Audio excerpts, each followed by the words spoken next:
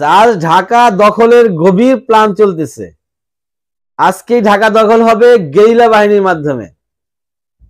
আমরা জানি সাংবাদিক ইলিয়াস সাহেব উনি আমেরিকাতে আছেন, বাংলাদেশে একসময় ছিলেন, সাংবাদিকতা করতেন, তারপর এখন আমেরিকা থেকে ওখান থেকে অনেক সংবাদ পাবলিশ করতেছেন এবং উনি এমন এমন তথ্য দেয় যে তথ্যগুলো আসলে আমরা বাংলাদেশে থাইকেও জানি না। উনি কিভাবে তথ্যগুলা কালেক্ট করে, কোত্থেকে কালেক্ট করে, কিভাবে নেয়, সেটা আসলে আমরা কল্পনাই করতে পারি না। আমি কল্পনাই করতে পারি না যেরকম স্ট্রং স্ট্রং তথ্য উনি কোথায় পায়। তবে ওনার এই স্ট্রং তথ্যগুলো অনেক সময় ভুল তথ্য হয়, অনেক সময় তথ্যগুলো ভুল প্রমাণিত হয়। তা আমরা দেখছি গত 15-16 বছর আওয়ামী লীগ শাসন আমলে উনি কন্টিনিউ ভিডিওগুলা করতেন, যে ভিডিওগুলা ওনার পাবলিশ হইতো আমরা দেখতাম। সেখানে হচ্ছে শেখ হাসিনা, আওয়ামী লীগ পরিবার, শেখ মুজিবুর রহমান, চরমোনাই, এই হচ্ছে তার লেকচার। এখানে চরমোনাইকে তিনি অ্যাড করছেন, যেহেতু চরমোনাই আওয়ামী লীগের একটা দোসর। চরমোনাই, শেখ মুজিব, শেখ হাসিনা, আবার আওয়ামী লীগ গোষ্ঠী, আর সকল আওয়ামী লীগ না, শেখ হাসিনার পরিবারে যে লোকগুলা ক্ষমতায় আছে, ওই লোকগুলা, এদেরকে নিয়েই উনি রিপোর্ট করতেন। ম্যাক্সিমাম রিপোর্টগুলো এদেরকে নিয়ে হইতো, যে একটা খুচরা মুচরা রিপোর্ট আসতো, কিন্তু ম্যাক্সিমাম রিপোর্টটাই উনি এদেরকে নিয়ে করতেন এবং 100% নেগেটিভ। আর এখন আমরা দেখতে পাচ্ছি যে বর্তমান সরকার প্রথমে কয়েকদিন সরকারের পক্ষে কথা বলেছিল, তারপরে এখন আবার সেই আগের মতোই, মানে সরকার বিরোধী, এখন আবার সরকার বিরোধী কথাবার্তা বলতেছেন। ডক্টর আসিফ নজরুল স্যারের বিরুদ্ধে সে অনেক কথা বলেছেন। এটা আবার বাংলাদেশে অনেকেই বলতেছেন যে যেহেতু সে আসিফ নজরুল স্যারের নিয়ে এতগুলো প্রশ্ন তুলেছেন, তা আসিফ নজরুল স্যার সেগুলোর প্রমাণ দিয়ে ব্যাস মিটে গেল। তো যাই হোক, আমরা সেই প্রশ্নে আলোচনা আজকে আসতেছি না। আমাদের আজকে আলোচনার বিষয় হচ্ছে ঢাকা ঘেরাও করা হবে, ঢাকা দখল করা হবে। ঢাকা আজকের মধ্যেই ঢাকা দখল হয়ে যাবে।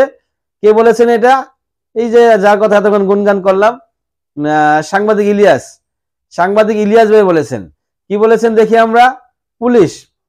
পুলিশ আনসারের সমন্বয়ে গঠিত বাহিনী নিয়ে, পুলিশ এবং আনসারের নিয়ে যে সমন্বিত বাহিনী গঠিত হয়, সেই বাহিনী নিয়ে সশস্ত্র গেরিলা আক্রমণের পরিকল্পনা আওয়ামী লীগের। সশস্ত্র গেরিলা আক্রমণ হবে। তাদেরকে নিয়ে, পুলিশ এবং আনসার ভাইদেরকে নিয়ে। এটা কে বলছেন? সাংবাদিক ইলিয়াস সাহেব বলছেন। এবং ঢাকা দখল করা হবে, উপদেষ্টা সব ব্যানিশ করে দেওয়া হবে। তো আসলে এই কথাটা আমার কাছে গ্রহণযোগ্যতা নাই, আপনাদের কাছে কিরকম আছে জানি না। আমি এটাকে গ্রহণ করতে পারতেছি না। এই কারণে পারতেছি না যে at this moment it's impossible.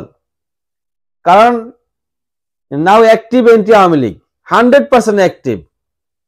যেহেতু 100% অ্যাক্টিভ হচ্ছে এন্টি আওয়ামী লীগ, মানে বর্তমান উপদেষ্টা সরকার এবং আওয়ামী লীগের বিরোধী যারা ছিল প্রত্যেকেই এখন অ্যাক্টিভ।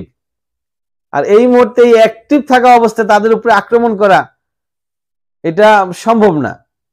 আর পুলিশের ভিতরে যেই পুলিশগুলা হিংসাত্মক ছিল, আক্রমণাত্মক ছিল, সেই পুলিশ তো এখন নাই। হয়তো 2-1 থাকতে পারে, গা টাকা দিয়ে 2-1 হয়তো বা দলের ভিতরে ঢুকে গেছে, মানুষ বুঝতে পারে নাই।